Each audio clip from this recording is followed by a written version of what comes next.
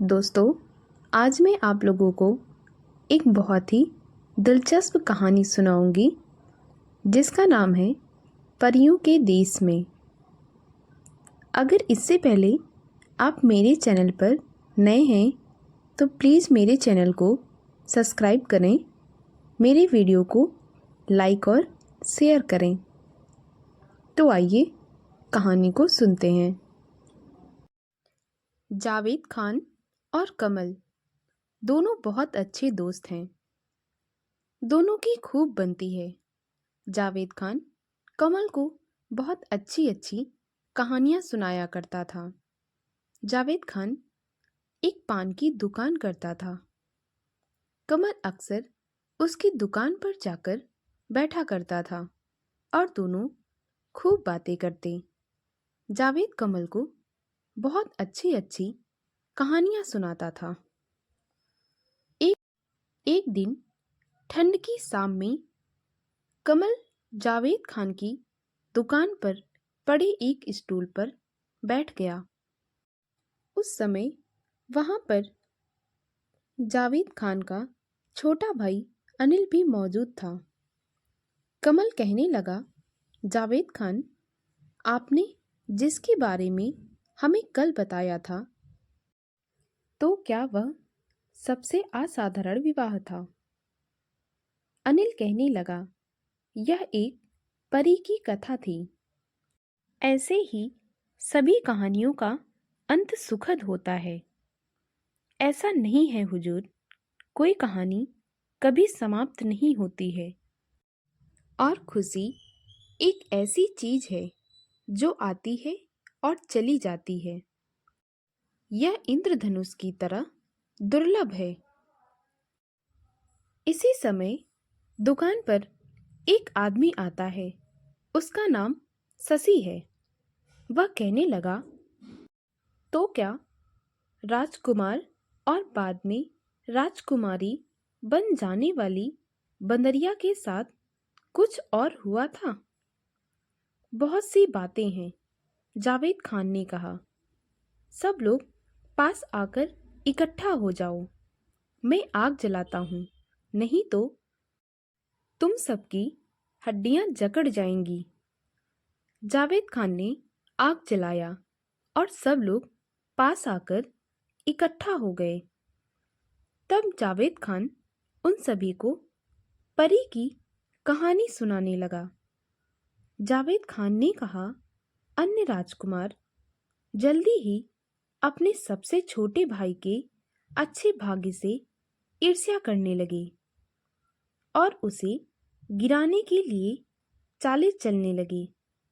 एक दिन उन्होंने उससे कहा, भाई, तुम्हारी पत्नी तो एक परी है, लोगों की ऐसी नस्ल से संबंधित है जो अपने अविश्वसनीय और शैतानी तरीकों के लिए प्रसिद्ध है। हम जानते हैं कि तुमने वह खाल अभी तक रखी हुई है जिससे वह पहले पहनती थी। तुम उसे क्यों रखे हुए हो? तुम कभी नहीं जान सकते कि कब उसका मन बदल जाए और वह फिर से बंदरिया बन जाए। हमारा सुझाव है कि तुम जितना जल्दी संभव हो उस खाल को नष्ट कर दो। राजकुमार ने उनके सुझाव पर बहुत सोचा और यह देखते हुए कि उनकी बात में दम है, उसने वह खाल निकाली और जलती हुई आग में झोंक दिया। तुरंत आग में से तेज चीखें आने लगी और राजकुमारी खुद धुएं में प्रकट हुई और महल की तरफ दौड़ी।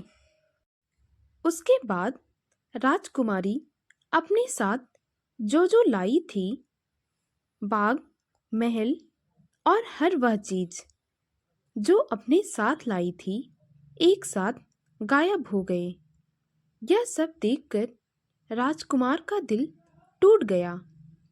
लेकिन एक मनुष्य और एक वायुपुत्री के बीच में प्रेम संबंध कैसे रह सकता है?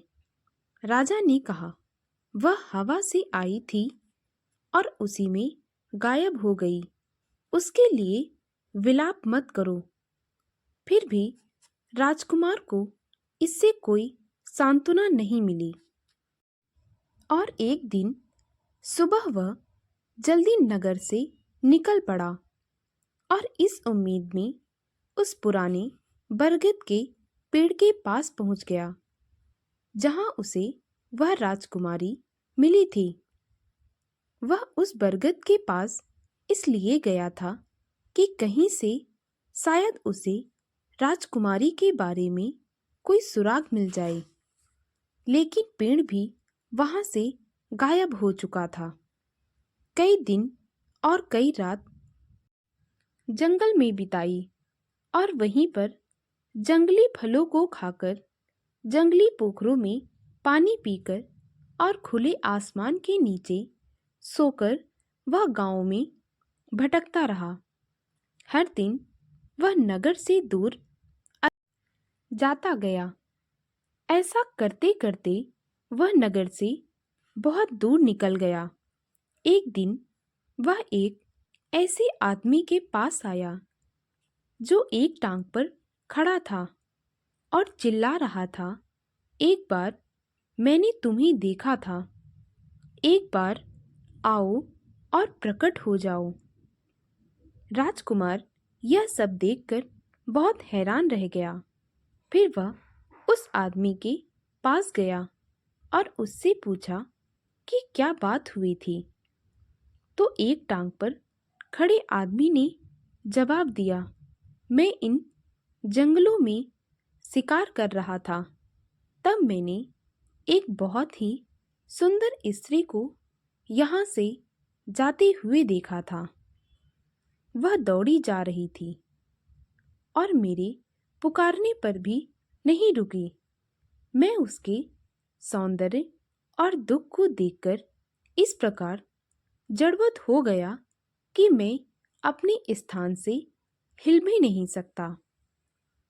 और उसने फिर से दोहराया, एक बार मैंने तुम्हें देखा, एक बार आओ और प्रकट हो जाओ। राजकुमार कहने लगा, मैं भी उसी औरत की तलाश में आया हूं, तो उसे जल्दी ढूंढो और जब तुम्हें मिल जाए तो कृपया करके एक बार और देखने देना। उस आदमी ने राजकुमार से कहा, मेरी यह छड़ी निशानी के रूप में लेते जाओ। यह रास्ते में तुम्हारे लिए काम आ सकती है, क्योंकि इसे अपने स्वामी के आदेशों के पालन का वरदान प्राप्त है। राजकुमार ने तपते रेगिस्तानों में अक्सर परी राजकुमारी को पुकारते हुए कई दिनों तक सफर किया, लेकिन कोई परिणाम नहीं मिला। अनेक कठिनाइयों का सामना करने के बाद उसे एक नकली स्थान मिला, जहां उसने एक छोटे से झरने में अपनी प्यास बुझाई। जब वह एक पेड़ की छाया में विश्राम कर रहा था, उसने गिटार की सुर सुनी और उस संगीत के स्रोत की तलाश में जाने पर उसे 20 वर्षीय एक सुंदर युवक अपने वाद्य यंत्र पर झुका हुआ उसे बजाने में तल्लीन मिला। संगीत इतना मधुर था कि पंछी भी खामोश हो गए थे।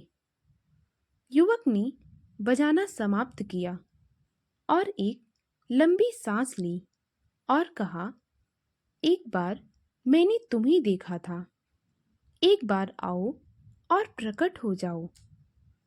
राजकुमार यह सुनकर हैरान रह गया और सोचने लगा, यह लड़का भी वही बोल रहा है जो एक टांग पर खड़ा हुआ आदमी बोल रहा था। उसने भी परी को दौड़कर दूर जाते हुए देखा था और उसके सौंदर्य से अपने स्थान पर ऐसे जड़वत हो गया था कि जहां वह गिटार बजा रहा था उस स्थान से हिल भी नहीं सकता था। संगीतकार ने राजकुमार को अपना गिटार दे दिया और उससे कहा कि इसमें इसका संगीत जहां तक सुना जाएगा वहां तक किसी भी चीज को आकर्षित करने की क्षमता रखता है। इसके बदले में जब राजकुमार को परी मिल जाएगी तो वह केवल एक बार उसे देखना चाहता था। राजकुमार ने विशाल पर्वतों और नदियों को पार करते हुए अपना सफर जारी रखा। एक दिन जब वह भारी बर्फ में धीरे धीरे जा रहा था उसने फिर से एक चिल्लाने की आवाज सुनी। एक बार मैंने तुम्हें देखा था, एक बार आओ, प्रकट हो जाओ। इस बार यह एक पीला और पतला दुबला नौजवान था जिसने उसी परी को पहाड़ों की तरफ दौड़कर जाते हुए देखने वाली कहानी सुनाई। और यहाँ वह पहाड़ की चोटी को छोड़कर नहीं जा सकता था जब तक उस सुंदर राजकुमारी को फिर से नहीं देख लेता। उसने एक टोपी राजकुमार को देते हुए कहा, यह टोपी ले लीजिए। जब भी आप इसे पहनेंगे यह आपको अदृश्य कर देगी और यह आपकी राजकुमारी की तलाश में उपयोगी साबित हो सकती है। लेकिन जब वह आपको मिल जाए तो मुझे उसको एक बार देखने देना, नहीं तो मैं यहीं अपने प्राण त्याग दूंगा। छड़ी, गिटार और टोपी तीनों चीज लेकर राजकुमार पर्वतों और फिर एक घाटी में गया जहां उसने बर्फ का एक मंदिर देखा जिसके खंभे, छत और शिखर पर बर्फ के बने हुए थे। मंदिर के भीतर राजकुमार को एक नंग-धड़ंग योगी मिला जिसने केवल एक कौपीन पहन रखी थी। वह आसन लगाकर जमीन से लगभग 3 फीट ऊपर हवा में अधर में बैठा था। उसका सारा शरीर मंदिर की भीतरी दीवार से छनकर आ रहे प्रकाश में दमक रहा था। राजकुमार हाथ जोड़कर योगी के सामने बैठ गया। योगी ने आंखें खोलकर सीधे राजकुमार की तरफ देखते हुए कहा, मैं तुम्हारी कहानी जानता हूँ। तुम जिस राजकुमारी की तलाश में यहाँ तक आ गए हो वह परियों के राजा की पुत्री है जिसका महल काकेशस पर्वत के शीर्ष पर स्थित है। राजकुमारी बहुत बीमार है। गुल मेहंदी का यह डिब्बा ले लो, इसमें ठीक करने की शक्तियां हैं।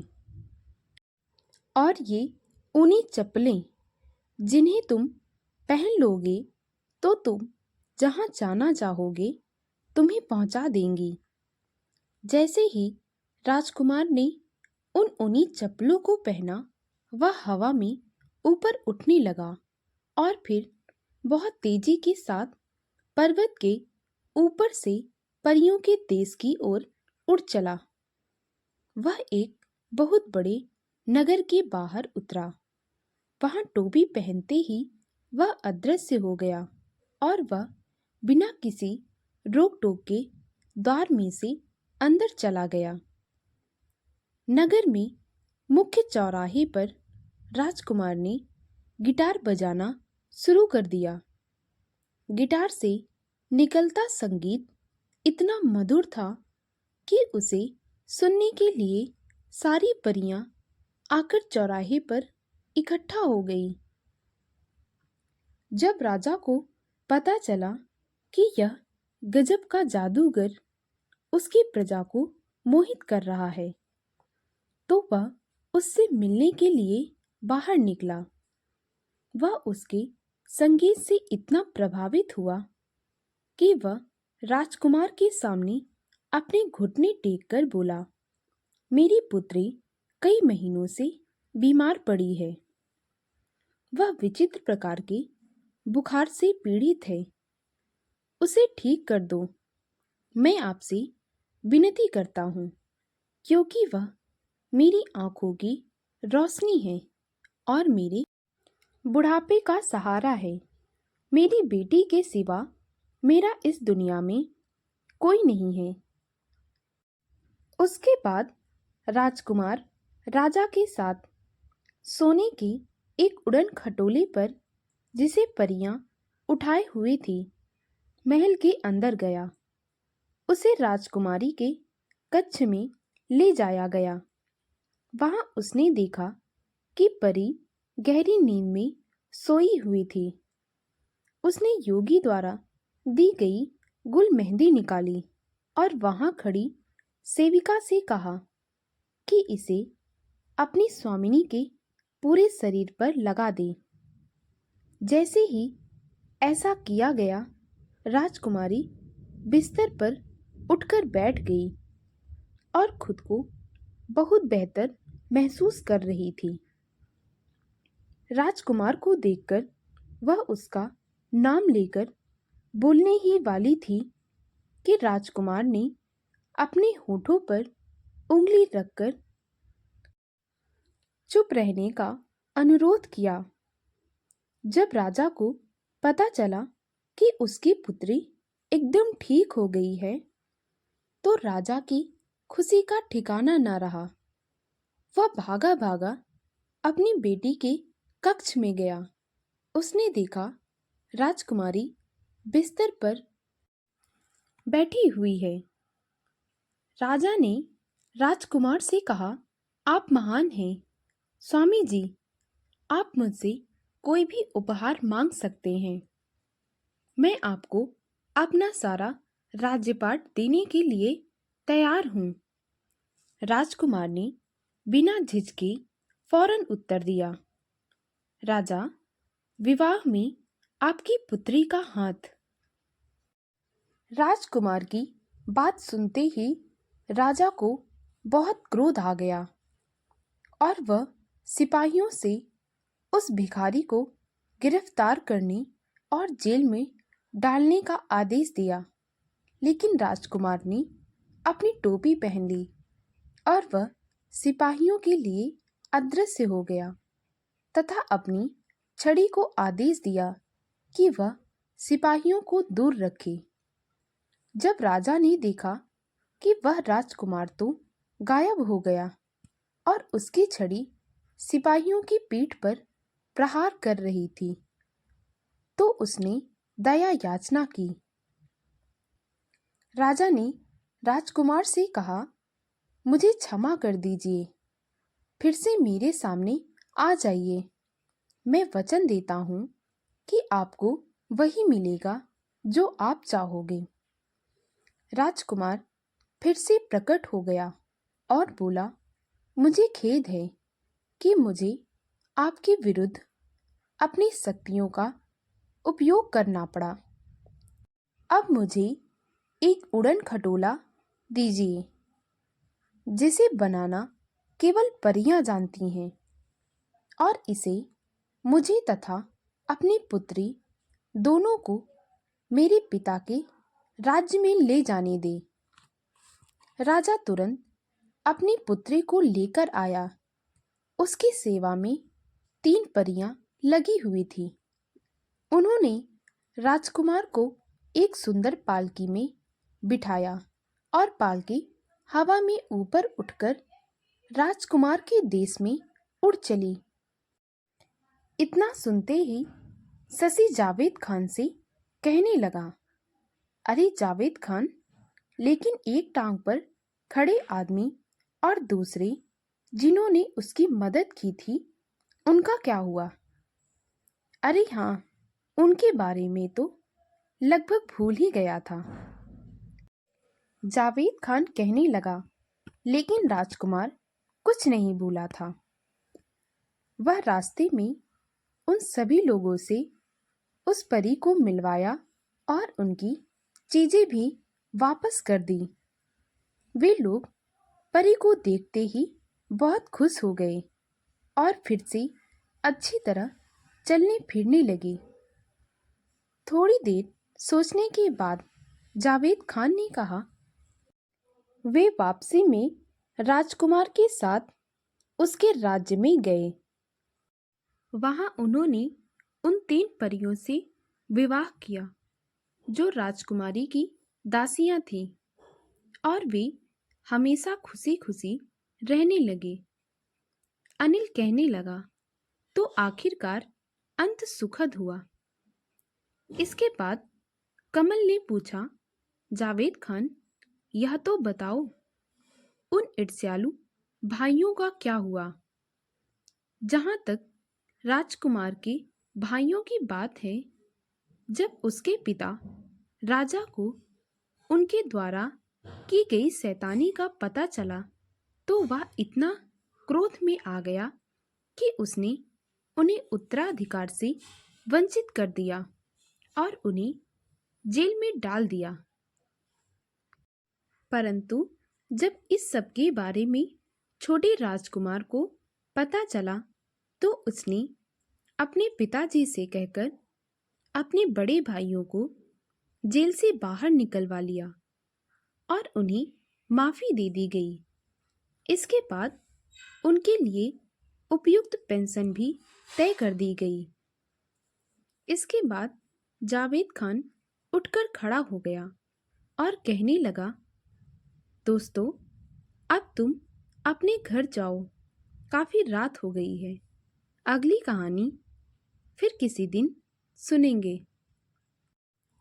दोस्तों, अगर आपको मेरी कहानी अच्छी लगी हो तो प्लीज़ मेरे वीडियो को लाइक और शेयर करें।